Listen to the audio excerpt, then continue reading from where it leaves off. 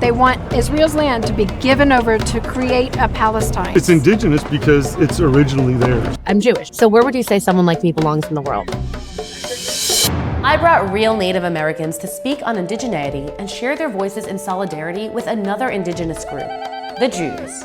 Do you believe that Jews are colonizers in the land of Israel? Yeah. Yes, of course. Yeah. Yeah, as history showed, they will be colonizers in Israel. What are you talking about? Are you saying that Jews are European? I don't know their background at all. Would you consider Native Americans colonizers in America? No. No, you can't be a colonizer if you're native. So you have 56 countries that speak Arabic, one that speaks Hebrew. Who's the colonizer here? The Spanish colonized my island. 500 years later, that doesn't give them a right to claim to be indigenous. If Native people were allowed to return back to their homeland, would that be a homecoming or would it be seen as modern day colonization? Homecoming. I certainly would not call that colonization. So consider it a homecoming. Of course, it's a homecoming. I'll call it a homecoming. That is a homecoming. That's a homecoming. Why would you see Jews who were for generations in their ancestral homeland, the land of Israel, why would that be colonization and not homecoming? So bloodline, and as history shows, that was taken.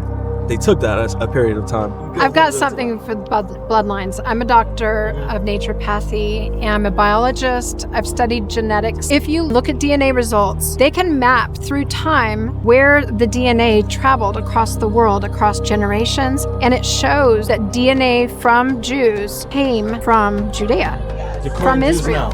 Yeah. That's the interesting thing about a lot of the Jewish genetic studies. A lot of things that we can now prove that we couldn't prove before about who is from a land. Is giving back the land, then forcing others out that were then born there years and years later. The Jewish people allowed them to still live in that land. Well, what about the Nakba? That's a great question. The Arab countries, before they attacked, told all the Arabs in Israel, hey, we're about to attack, get out of the way. And then once we win, you can have all that land back. But obviously they didn't win. And so the Nakba has turned into this whole, we got forced off of our lands, but it was at the behest of the Arab nations. Do they have a right to remain there? There are plenty of Palestinians who live among them.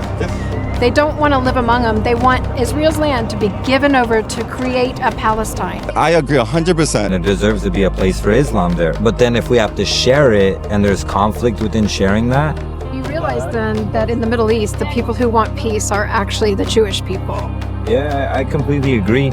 In Indian country right now, there's a really big movement, and that's land back. We see what's happening with the Jewish people is that's the ultimate land back decolonization experiment of all history. We asked Palestinians, we asked Jewish people, we wanted to see for ourselves what this story was instead of what the media and social media is showing. And what we saw was a story of indigenous people returning home. Every peace treaty, every deal that they've tried to make for peace, it's not them that break it. It's like the flip side of our government, right? U.S. government has broken every single peace treaty with the tribes that they've made, every single one. The Jewish people say, hey, look, we can all share this space. We can live together. We can work together. Every time those peace treaties are broken. I have a lot to learn from Jewish people. We can say without doubt that they are indigenous to that area. I'm clearly not as deeply educated on the subject as you guys. It's just extremely heartbreaking to see what's happening and then have to have these types of conversations. But we have to. We have to bring healing. That's why we're doing That's why we're doing Yeah, this. nice to meet you. Thank you guys. Native Americans aren't colonizers, and neither are Jews. Both have deep historic ties to their homeland. And it's time to acknowledge that.